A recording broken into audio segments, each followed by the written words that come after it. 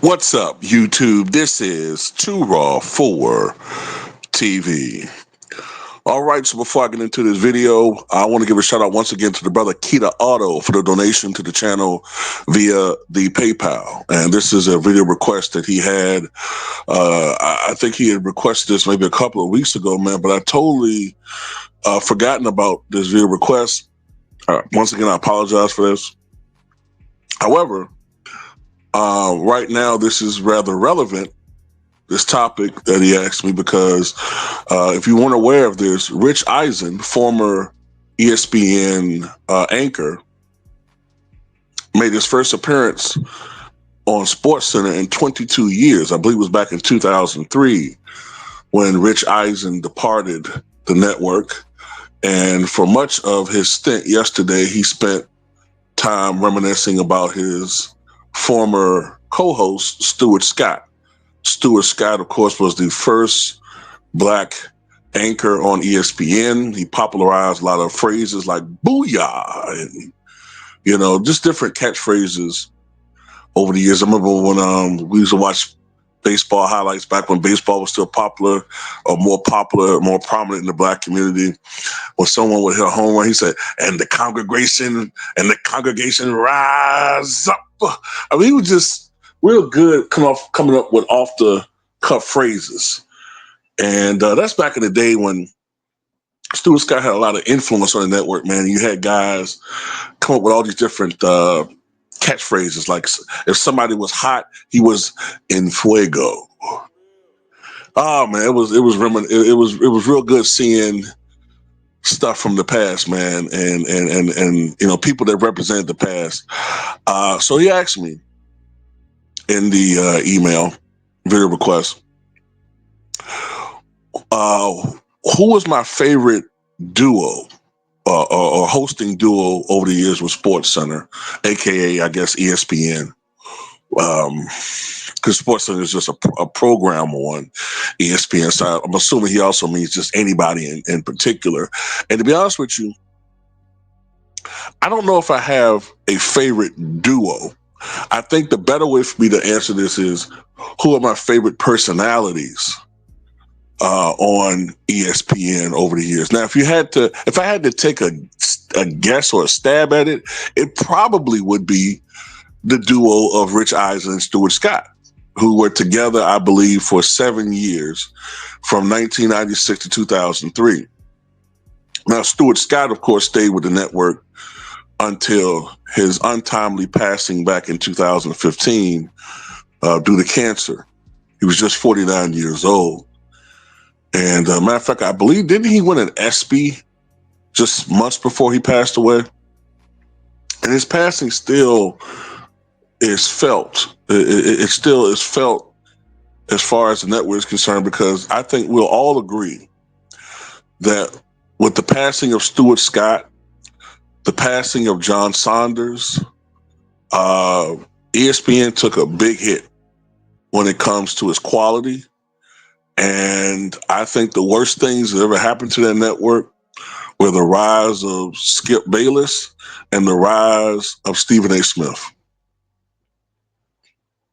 You know, because now ESPN is all about catering to demographics that don't even watch sports, but just want to tell others what they want to, what they're supposed to do, or how they're supposed to say it. You got people on the network who are covering certain sports who don't do their homework. We were just talking about this earlier. It's more about how someone looks rather than whether they have personality or whether they have mastered or seem to have a knowledge of what they're speaking of.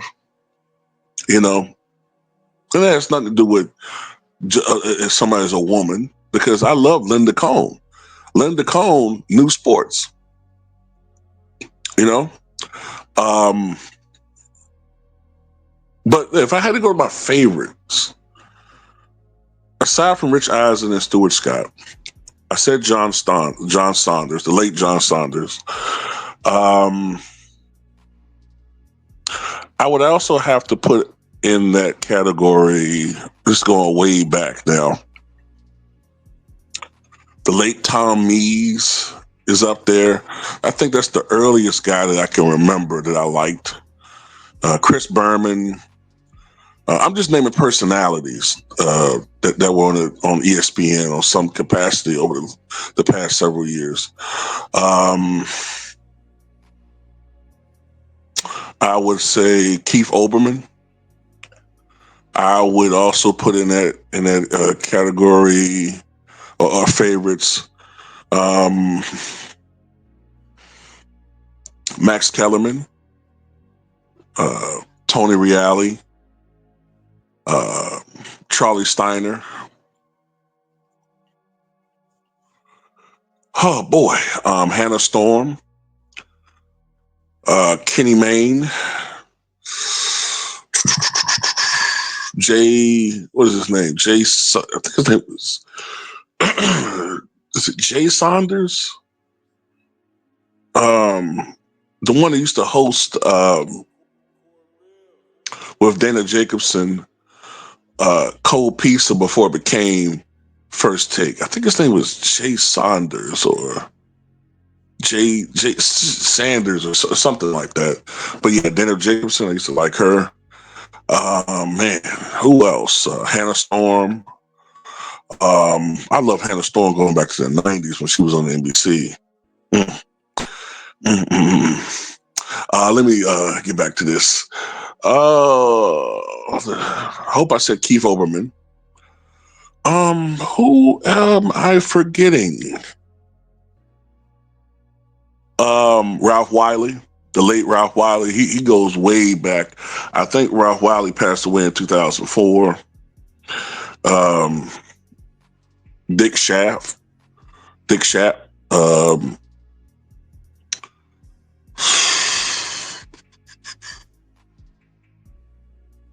I know there's some people I'm forgetting, man.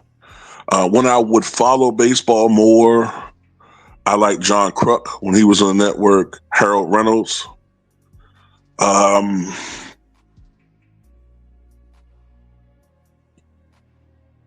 Because I'm kind of combining regular anchors with other contributors on other programs, like Baseball Tonight. I think it was called NFL Countdown. Back in the day, back in the 90s and early 2000s,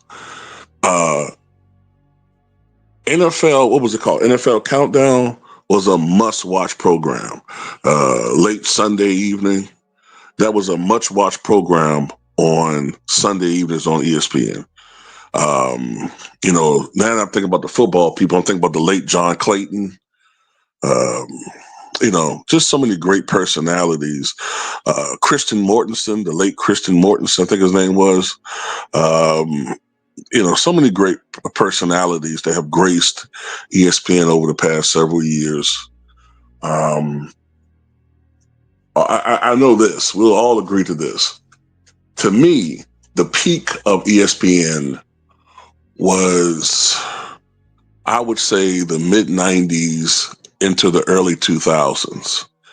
And even after that, it still was a very informative network. But I did start noticing, even in the early 2000s, you started seeing a little bit more sensationalism. And you start seeing a little bit more promotion of players as products and people making historical proclamations that were biased and that were just absolutely drenched in recency bias. We started seeing more of these types of things, but it got much worse, progressively worse over, I would say, starting in 2008, 9, 10, and ever since the deaths of Stuart Scott and the departure of all these guys and this new age crop that's now infested ESPN, the new management, it's garbage, man. And it's a reason why the ratings are down too, because the product sucks. And then, you got people preaching to you about politics, and you don't want to hear about that shit when you were watching sports. Now, it's one thing, as far as honoring Jackie Robinson. Now, that's not politics. That's something that was long overdue. And if you're uncomfortable talking about Jackie Robinson, then you're a fucking racist. Okay? That's one thing. But to have people on a network tell you to vote, you know, in particular, hinting that you should vote for one party over the other, and pushing a liberal agenda, or hell, even if a sports network is pushing a conservative agenda. Because we got to keep it 100. A lot of people just don't like the fact that ESPN is perceived to be left-leaning, but they're perfectly fine with a network promoting a right-leaning agenda, political agenda. That's not right either. But back in the day when sports was just sports, that's when ESPN was at its best and at its apex. But anyway, tell me what you guys think.